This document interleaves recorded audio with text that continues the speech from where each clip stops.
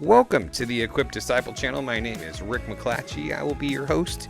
We are here to be and to make disciples of Jesus, and we do that through daily devos, through Sunday sermons, and through other discipleship resources. We are here to equip you to be an equipped disciple. All right, welcome into another day of your daily devos. I'm Pastor Rick. We are jumping into Genesis chapter 33. Jacob meeting with Esau. Bum, bum, bum. What's going to happen? So Esau and his 400 men been coming charging towards Jacob. Jacob doesn't know what they got in store for him. So he's walking that crazy balance between trusting God and hiding the wife and hiding the kids, So let's go ahead and jump on into verse 1 here, and let's just see how it goes. If you wouldn't mind hitting the like button on the video, that would be super cool. Helps a lot. So here we go. Now Jacob looked up and saw Esau coming toward him with 400 men. So he divided the children among Leah, Rachel, and the two slave women. He put the slaves and their children first, Leah and her children next, and Rachel and Joseph last. So probably no hurt feelings going on there, right? So it's like, well, if somebody's got to go, I'd like you to go first, And so he himself went on ahead and bowed to the ground 7 times until he approached his brother, which would have been significant. Like that's how you would approach a king. And so Jacob's trying to show that kind of respect and honor towards Esau, trying to soften the blow, And so bowed 7 times to approach his brother, but Esau ran to meet him, hugged him, threw his arms around him, and kissed him, and then they wept. And so, interesting, what must have God done in Esau's life for him to have shifted? Yes, it's been 20 years, but if you know anything about bitterness and anger and hurt, it doesn't just get better over time. Like, time does not heal all wounds. It makes me wonder, what was Esau's journey like that caused him to approach in this regard? And then when Esau looked up and saw the women and children, he asked, "Who are these with you?" He answered, "The children God has graciously given your servant." And so we're going to talk about that a little bit more, but I just love Jacob's recognition of where the blessings in his life come from. God has graciously given your servant. And grace is undeserved. And so he's just recognizing, I don't deserve the blessings that I have in my life. God has graciously given it to me. Jacob is just on a journey. And I think that that's a super encouraging part of the whole Jacob story, just to be able to see a real true man of God in all of his splendor and then all of his rawness, to look at our own lives and be like, thank you, God, that you don't expect us to be perfect. You don't expect us to be flawless in the execution of the faith plan. He gives so much grace and mercy to us in our journey.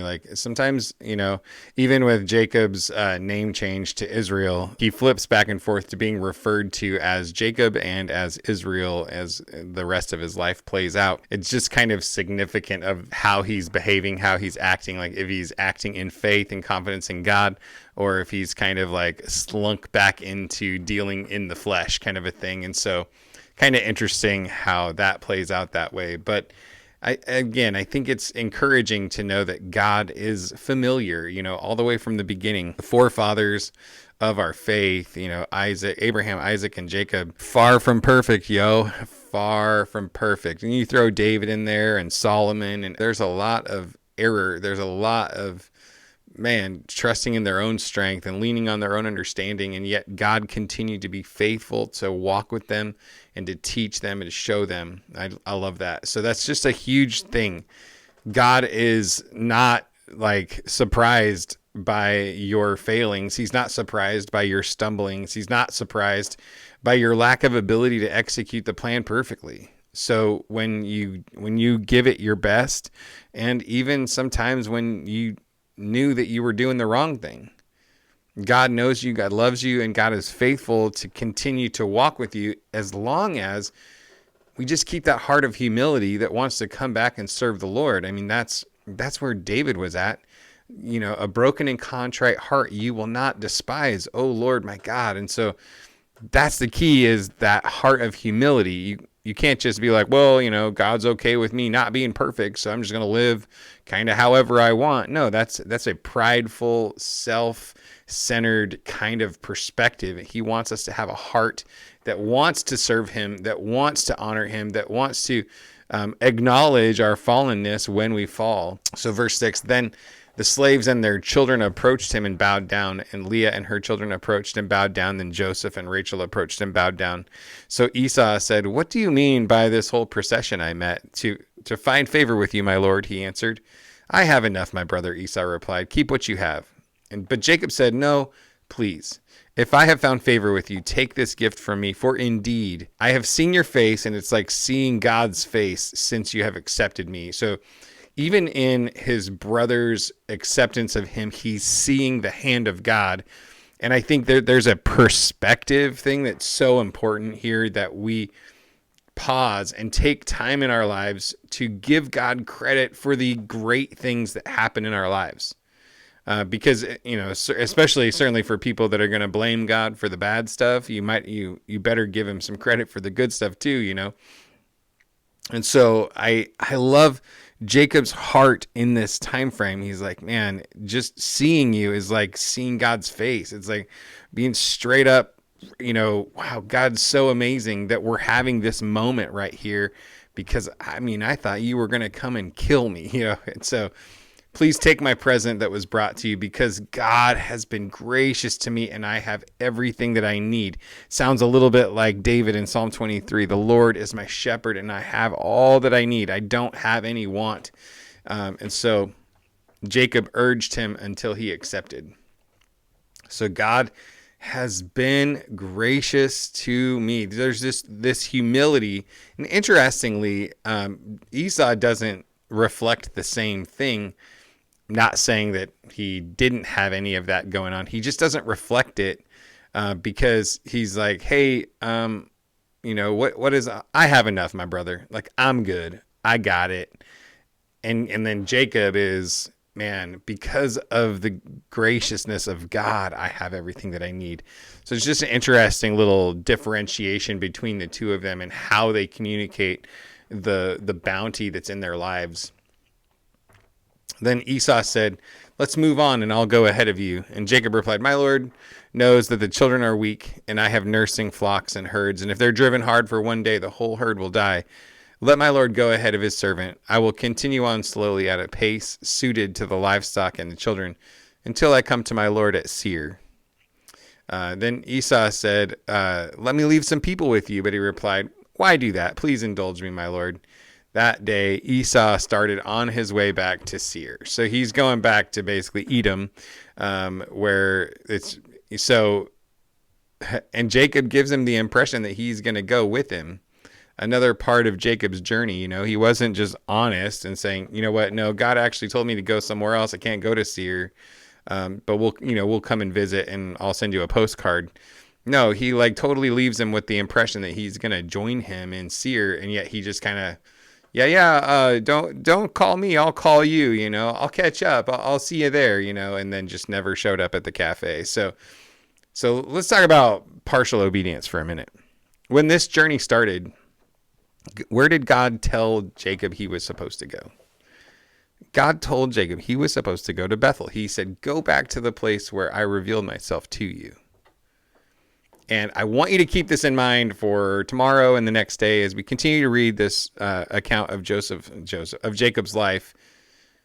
And I want you to think about the impact that is going to happen as a result of his failure to do everything that God said. He went in the right direction, but where does he go? But Jacob went to Succoth. He built a house for himself and shelters for his livestock. That's why we call the place Succoth. And Jacob came from Padan Aram, and he arrived safely at Shechem in the land of Canaan and camped in front of the city. He purchased a section of the field where he had pitched his tent from the sons of Hamor, Shechem's father, for 100 pieces of silver, and he set up an altar there and called it God, the God of Israel. So on this point of partial obedience, he ends up at Shechem, which is 100 miles away from Bethel. It's not where God told him to go. And there's no indication of why. It's like, Jacob, why? you're going in the right direction, and then you decide to pitch a tent somewhere else. Like, come on, bro. Like, just do what God said. Just follow his command. Now, easy for me to say, and of course, you could point out plenty of opportunities in my life where I have done the same thing. So, no judgment here, bro. But as we read the next chapter and you begin to see some of the things that happened in Shechem that would not have happened if he was not in Shechem. And so it's something that you can kind of pass over when you're reading through the narrative, but I wanted to point it out today because I think it's a big deal to obey the Lord, like to the letter. You're like, do what he said. If he said go to Bethel, go all the way to Bethel. Make your place there, because who knows what God wanted to reveal to him there. Who knows what he had planned to show him at Bethel. Now, I love this ending here. One is he set up an altar there and he called it God, the God of Israel. This is the very first actual altar that Israel has made. He has made a marker before, but this is actually his first altar that he's ever built. And then when he calls out the name of God in that place, he says, God, the God of Israel. So the mighty God, the God of Israel. And so this is the first time he has really identified God as his God, as not the God of my father or my grandpa. So he's not saying God of my fathers. He's saying God of me. And so I think this is a really significant point in Jacob's life. Again, he continues to make some terrible mistakes in the way he lives his life and the way that he parents and all that kind of stuff. But there's a journey still happening. And I just want to encourage you today, as messy as it can look, as challenging as the road can be at times, keep on going. Keep on following him. Even when you feel like you have made a mess of the situation, keep on following him. And may you have an encounter. May you build an altar to the Lord at some place in your life and call him the God of, put your name here, like that I could have a moment with God to say, God, the God of Rick, that he's my God. He's my King. He's my Lord. And I'm going to serve him, and I'm going to love him, and I'm going to worship him. So I just want to encourage you with that today. Like, find your place, obey the Lord all the way, be humble in your approach to the Lord, recognizing that all the things that you have in your life are a result of his gracious goodness. So with that, God bless you so much. Have a great day. I will see you tomorrow.